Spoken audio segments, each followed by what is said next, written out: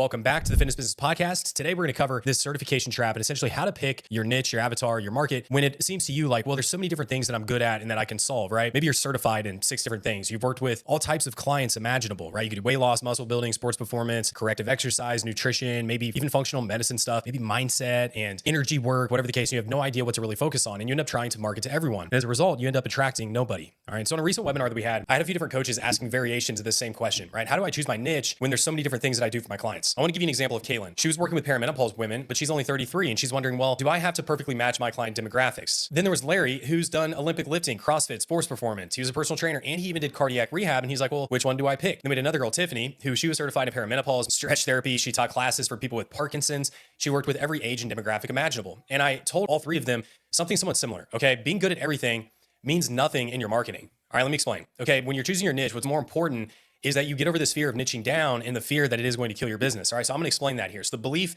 that keeps most coaches broke and keeps them from actually being able to help anyone is that you think being a really good technician will automatically lead to you having a great career in that technical craft, which unfortunately is not the case. All right. But there's something deeper going on here. There's a belief underneath of all of this, which is if I niche down, I'll lose potential clients, right? You're thinking if I only serve, for example, perimenopause women, then what about the men who might want to hire me? What about the women in their 30s? What about all these other people? Okay, but Seth Godin, who is one of my favorite authors, he teaches this frame that I love, right? Niching is not about exclusion. It's more about precision. It's about serving a small group so well that they feel seen. And when somebody feels like you're talking directly to them, price resistance disappears. All right. All the sales resistance just fades away. Seth Godin shares this story about tiny bookstores in Japan. All right. There are these special stores in Tokyo that they sell these hyper-specific American comics from the 1960s. They're like wildly obscure and they're crazy expensive. And you'd walk by and you'd think, who would ever buy this? But here's the inside. Tokyo has massive foot traffic. Okay. So many people that walk by this store every day. Even if 0.01% of people walking by actually care about 1960s American comics, that's still plenty of enough customers. And because they care deeply about this very niche topic, price doesn't matter to them. These comics sell for very high prices, not despite the niche, but because of the niche. The store doesn't need to just sell comic books. It doesn't need to sell to everyone. It only needs its people. And that's the reframe that you really need to understand. You don't need mass appeal. You need resonance. And if you keep trying to help everyone, nobody feels like you're actually talking to them. But when you niche down and you speak directly to one specific person with one specific problem, they feel like you built this entire business just for them because you did, right? And when somebody feels that, they don't just shop around. They don't negotiate. They just say yes. All right. Another example I want to share with you is from another author that I really love, Donald Miller. Okay. He says, listen, if you confuse, you lose. Customers don't usually choose the best option. They choose the clearest one. All right. Think about your own buying behavior. When you're scrolling on Instagram or when you're searching, what makes you stop? It's not the coach with the most credentials. It's not the coach that can do the most things. It's the coach whose message is so clear that you immediately think this is for me. Niching isn't limiting your growth. It's removing friction from decision-making for your prospects. Okay. When somebody lands on your page and your bio says, for example, I help busy moms in their 40s who just can't lose that last 15 pounds despite trying everything right. They don't have to think. They don't have to wonder, is this for me? They just know.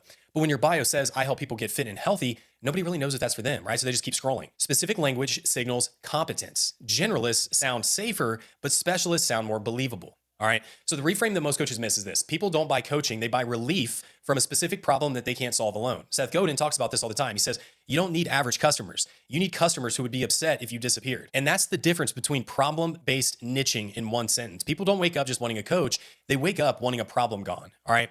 And the more specific the pain, the less competition that you have. All right. Let me give you some examples. All right. An example of like weak niching would be I'm an online fitness coach, or I'm a nutrition coach, or I'm a health coach, as compared to strong problem-based niching. For example, busy moms who are doing everything right, but still can't lose weight. High earning professionals whose bodies are breaking down despite training every day. Divorced dads who lost their confidence and want to rebuild it. See the difference? The weak niche describes what you do, but the strong niche describes the problem that you solve. And when you organize your business around the problem, not the profession, everything changes. But now your marketing ends up writing itself. That's the best thing about all this. Your content ends up speaking directly to the pain of your prospects, and your offer just becomes this obvious solution. So at this point, you're probably wondering, well, how do I choose my niche? Like, how do I figure this out? Here's a simple framework. And I'm also going to give you access to Jan, our AI offer genie, which will really help you to work through these things using AI like in seconds. All right. So you need to pick one of these 3 things. You could do, as one example, that this is less common, but it's one that I like. It's a return on investment based outcome. All right. This is where the result you deliver has a clear return on investment. For example, Larry, a guy who's on a call with me recently, he worked in cardiac rehab. But he also did fitness testing for firefighters, helping them pass their fitness exam to get hired. And I told him, okay, you help first responders get qualified and get them placed in a career by helping them place their fitness exam. Now the offer that you're selling has an ROI-based outcome, right? I'm going to help you to get placed in a $60,000 to $80,000 a year career by helping you solve this fitness problem. That's an ROI-based outcome that you can clearly see the return. All right, another example. We had a coach who wanted to work with high school volleyball athletes online, and he was struggling to even charge $1,000 for, I think it was a 90-day program. And the reason is high school kids don't have money, right? They're broke. We all know that. They need their parents' permission, and their parents are looking at it thinking like, why would I pay for online volleyball training when my kid's already on a team with a coach? The problem is that the promise wasn't valuable enough to justify the investment. So I told him, you're marketing to the wrong person with the wrong promise. All right, here's what to do instead. Reposition your offer to help high school volleyball athletes get a college scholarship. Now, you're not just helping them to get better at volleyball, you're helping them to save their parents. I mean, we know how expensive college is these days, right? 30 grand on the low end. And here's the genius part. You market the content to the kids still. They're the ones on social media. They're the one watching volleyball content, but the offer is designed for the parents. So the kids bring this to the parents and they say, hey, this coach is going to help me to get recruited and get a scholarship. Now the parents look at this as an investment with a clear ROI.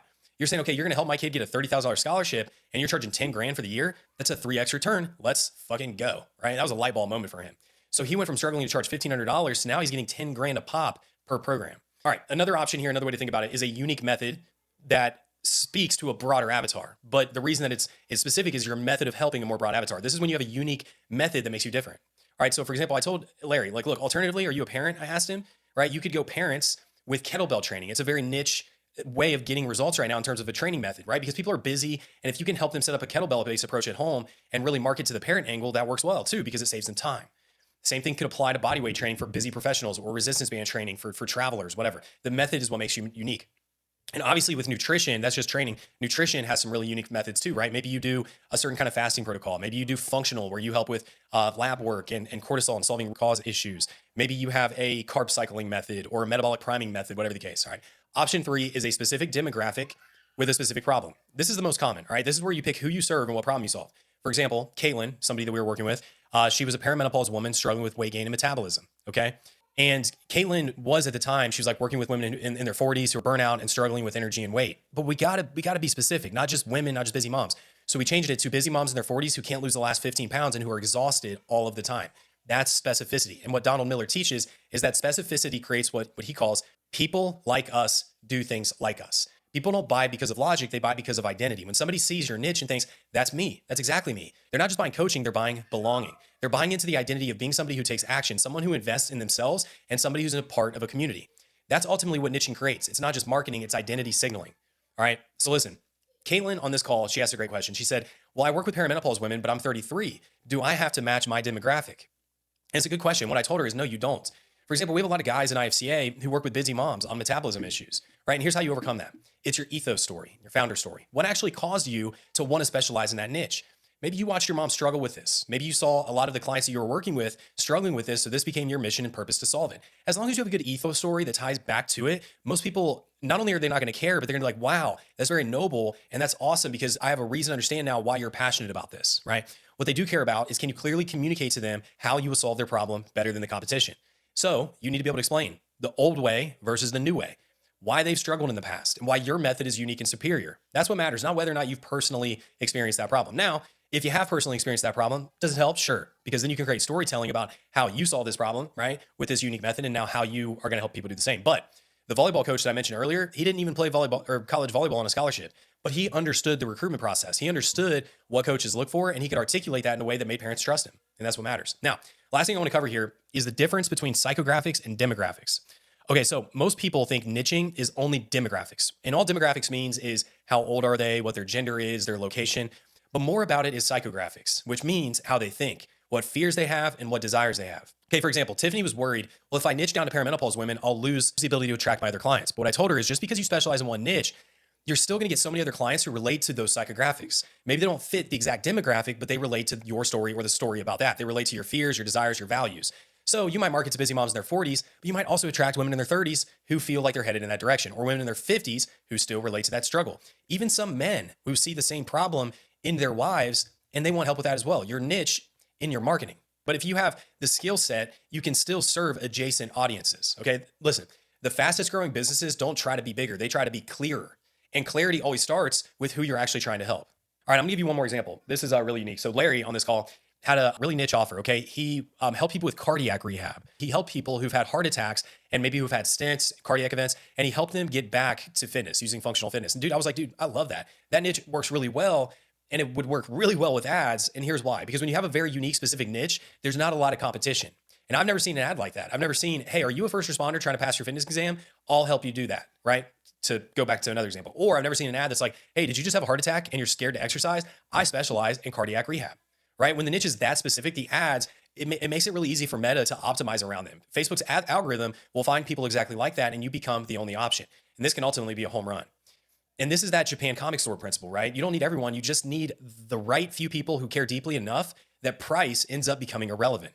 Now, the trade-off is you have a smaller audience. That's fine because you can charge premium prices because you're the specialist, so you don't need a huge business. Well, you can sell a huge business, but it's a huge business revenue-wise and profit-wise with fewer clients, right? So last thing, here's how to test your niche. What I recommend. If you're stuck, go pick one. Use Jan the Offer Genie. I'll share with you how to find that. Go 90 days, measure your results. Don't try to pick the perfect niche and test it. And remember, it's so much easier to create an offer around a problem that exists than it is to try to create a new desire, all right? So pick one that, A, you are excited about, but you know that it is a problem out there that exists. You have some experience in it, and it has the clearest path to monetization. And commit to it for 90 days. Post content about it, maybe run some ads, and try to get some clients. Now, after 90 days, it's either working or it's not. And if it's working, double down. But if it's not, don't sit there for 6 months, just trying to just pick the perfect niche. You need to choose something and go all in, because whatever you learn from even the wrong niche is going to help you set up for the right one. All right. So anyways, what I want you to take away from this, niching is not about to opportunity. It's about saying yes to resonance and clarity. The more clearly somebody feels like you're talking to them, the faster trust is built. Remember, you don't need mass appeal. You don't need that. You just need specific language that signals competence. And people don't buy coaching. They buy relief from a specific problem. And the more specific the niche, the less price resistance you're going to face. And listen, if you're struggling to either find your niche or to better position your offer in a way that makes your dream clients instantly get it and think like, oh yeah, that's me. I need that. Got a tool for you. All right, and I'm gonna show you, this tool is gonna show you what's broken in your current offer and it'll fix it literally in minutes. It's called Jan the Offer Genie. It's an AI tool that we built specifically for health and fitness coaches. So if you want access to it, all you have to do is DM me the word AI offer on Instagram. You can send me at Impact Fitness Coaching Academy or at my handle, which Jordan Duggar _. There should be links in the show notes. All right, that's it. Look, that's all I got. Remember, the niches get the bitches, baby. I don't know why I love that quote. It's so stupid. But the riches are in the niches. I kind of changed it from that. But the more specific you get, the more money you're going to make.